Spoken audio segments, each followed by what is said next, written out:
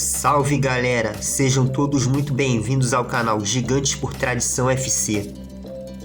E no vídeo de hoje vamos falar sobre a Taça Brasil, a primeira grande competição nacional a classificar um time brasileiro para a Copa Libertadores da América, e como ficaria se essa competição fosse reconhecida como Copa do Brasil.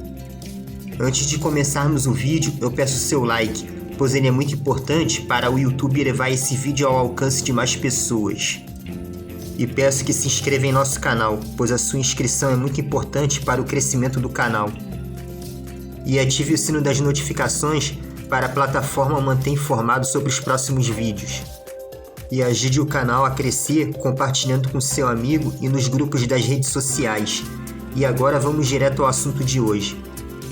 Com a criação da Copa Libertadores da América pela Conmebol, que teria sua primeira edição em 1960, obrigou a CBD a criar um torneio que desse direito a um clube brasileiro de ser representante do país na competição continental, e nasceu então a Taça Brasil.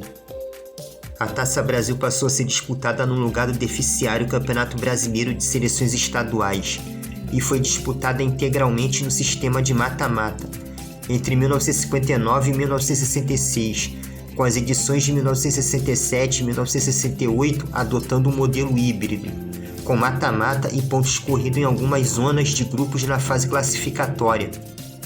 Segundo o criador da Taça Brasil, João Avelange, a competição foi disputada nesse formato devido às dificuldades de locomoção e transporte da época, impedindo que existisse um torneio nacional mais integrado.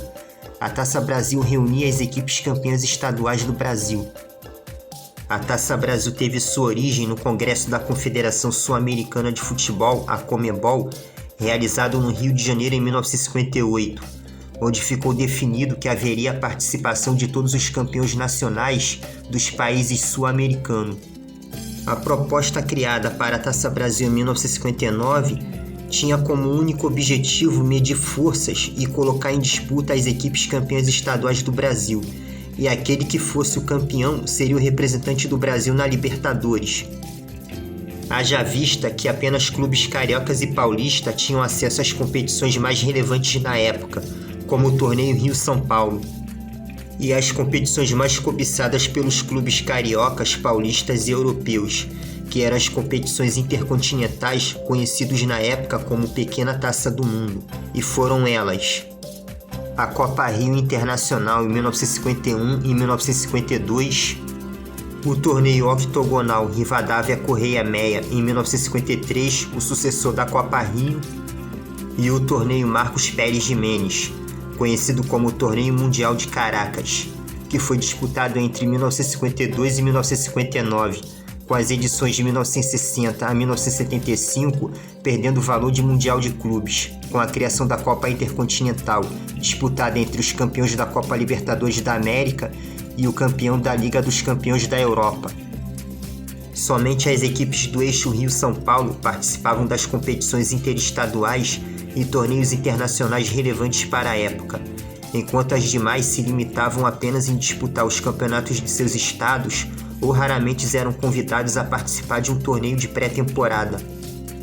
A Taça Brasil daria essa oportunidade aos clubes dos estados de fora do eixo de disputar uma competição interestadual, e que daria como premiação ao campeão a vaga de seu representante brasileiro na então recém-criada Copa Libertadores da América. Libertadores, que nos dias de hoje é a principal competição do continente, mas que no início de sua história pouco era valorizada pelos clubes brasileiros. O maior exemplo de todos é o lendário Santos de Pelé, Coutinho e companhia, que preferia abrir mão de disputar a Libertadores para poder viajar em suas excursões na Europa, onde enfrentaria potências como Barcelona, Real Madrid, Inter de Milão, Milan, Benfica, entre outros gigantes europeus. Mas se aquele time do Santos não abrisse mão de disputar a competição, com certeza seria o maior campeão de todos os tempos da Copa Libertadores da América.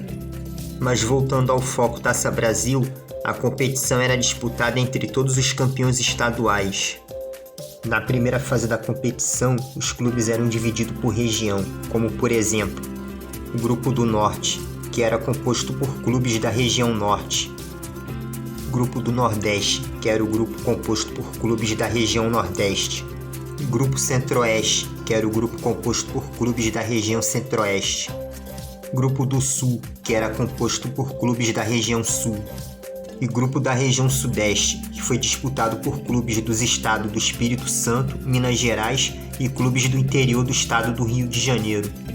Pois nessa época, que era regime militar, o município do Rio de Janeiro era chamado de Estado da Guanabara, e o título de campeão carioca era o título dado aos clubes do município, que era o Estado da Guanabara e que hoje é a capital do estado do Rio de Janeiro, que é a cidade do Rio de Janeiro.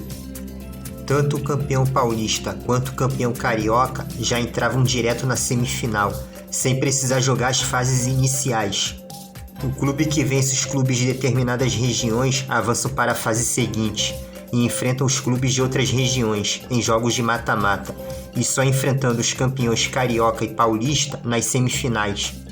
A primeira edição da Taça Brasil de 1959, o Bahia foi o campeão após bater o poderoso Santos de Pelé e companhia. O primeiro jogo o Bahia vence por 3-2 em plena Vila Belmiro. Mas no segundo jogo na Fonte Nova, vitória do Peixe por 2-0. Mas na partida final de desempate no Maracanã, deu Bahia 3-1. E com esse resultado, o Bahia se sagrou o primeiro campeão da Taça Brasil e o primeiro clube brasileiro a disputar a Copa Libertadores da América. Na edição de 1960, foi a vez do poderoso Palmeiras bater o Fortaleza por 3-1 no primeiro jogo no estádio Presidente Vargas em Fortaleza. E aplicando um verdadeiro massacre no jogo de volta no Pacaembu por 8-2, o Verdão conquista seu primeiro título nacional, vencendo a segunda edição da Taça Brasil, e disputa sua primeira Libertadores no ano seguinte. Na Taça Brasil de 1961, foi a vingança do Peixe para cima do tricolor baiano, que após empatarem em 1-1 na Fonte Nova, aplica uma goleada de 5-1 no jogo de volta na Vila Belmiro, e conquista o seu primeiro título da Taça Brasil. Em uma final de 3 jogos, o Santos vence a primeira partida no Pacaembu por 4-3, mas na segunda partida, vitória do Glorioso por 3-1 no Maracanã. Na terceira e última partida, a máquina de fazer gols, que era aquele time do Santos, não tomou conhecimento do adversário e aplicou um impiedoso 5-0 em pleno Maracanã. E com esse resultado, o Santos conquista seu segundo título consecutivo na competição e, consequentemente, se tornando o primeiro bicampeão brasileiro na história depois do reconhecimento da CBF em 2010. Na Taça Brasil de 1963, mais uma vez Santos e Bahia protagonizaram a final pelo título da competição nacional, e mais uma vez deu Santos, que após massacrar o tricolor da Boa Terra na primeira partida da final por 6-0 no Pacaembu, e vencer a segunda partida final por 2-0 na Fonte Nova, com esse resultado o Santos se torna tricampeão nacional em 1963. Na edição de 1964, mais uma vez o Santos conquista o título, e dessa vez a vítima foi o Flamengo, que após o Peixe vencer o rubro-negro carioca por 4-1 no Pacaembu e empatar em 0-0 no Maracanã, o alvinegro praiano se torna tetracampeão brasileiro. Na edição de 1965, mais uma vez deu Santos, que se torna o campeão, e dessa vez a vítima foi outro carioca, o Vasco da Gama, que após o Peixe aplicar 5-1 no Pacaembu e vencer por 1-0 no Maracanã, o Santos conquista o pentacampeonato nacional. Na histórica edição de 1966, a história foi totalmente diferente, e a máquina santista caiu diante de uma equipe de fora do eixo Rio-São Paulo, que foi o Cruzeiro de Minas Gerais.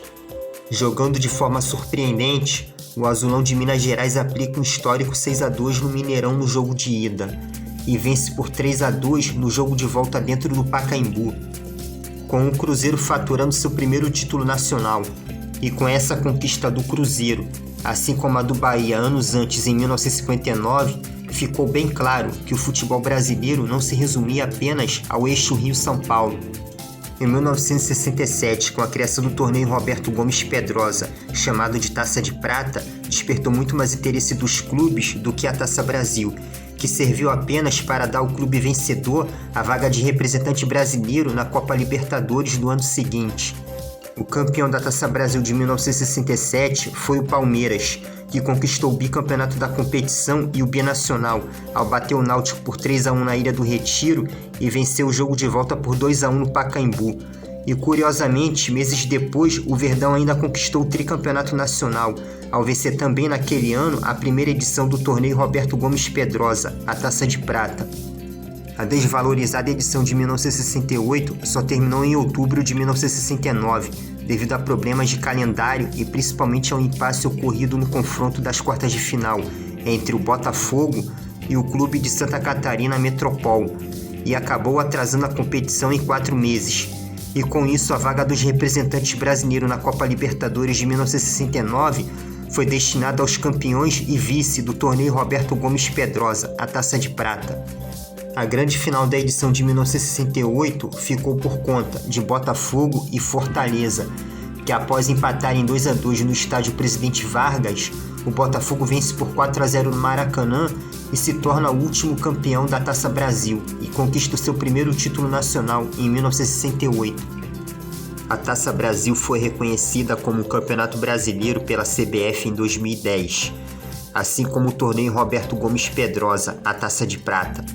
Mas se por acaso, ao invés da CBF não ter reconhecido a Taça Brasil como Campeonato Brasileiro, mas a tivesse reconhecido como Copa do Brasil por conta do regulamento ser parecido, a lista dos campeões brasileiro e da Copa do Brasil mudaria bastante. Os clubes campeões da Taça Brasil sairiam prejudicados em número de conquistas de títulos do Campeonato Brasileiro, como por exemplo Palmeiras, que cairia de 10 para 8 títulos do Campeonato Brasileiro, enquanto o Cruzeiro e o Santos ficariam com 3 títulos, com o Cruzeiro ficando com um título brasileiro a menos e o Santos ficando com 5 títulos brasileiros a menos, sendo o mais prejudicado de todos. Peço perdão pelo erro na imagem, pois Botafogo e Bahia atualmente ostentam 2 títulos de campeão brasileiro, mas se a Taça Brasil não fosse reconhecida, ficariam apenas com 1 título brasileiro cada.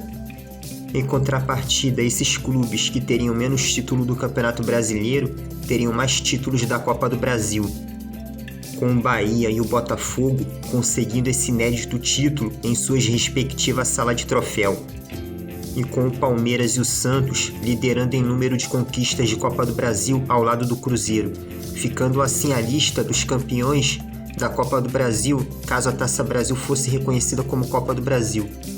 Em primeiro lugar viria Palmeiras, Cruzeiro e Santos, com 6 títulos cada. Em segundo lugar viria o Grêmio, com 5 títulos. Em terceiro viria Corinthians e Flamengo, com 3 títulos. Em quarto, Atlético Mineiro, com 2 títulos. E por último, na quinta colocação viria Atlético Paranaense, Bahia e Botafogo, campeões da Taça Brasil, Criciúma, Fluminense, Internacional, Juventude, Paulista, Santo André, Sport Recife e Vasco da Gama com 1 título cada. Mas lembrando que não estamos contabilizando a conquista da Copa do Brasil de 2022, porque estamos em setembro de 2022 na edição desse vídeo. E vocês acham que a Taça Brasil deveria ser reconhecida como Copa do Brasil ou como Campeonato Brasileiro, ou não deveria ser reconhecida como nada? Deixe seu comentário, mas de forma respeitosa. Eu vou ficando nessa. E até o próximo vídeo e fiquem com Deus.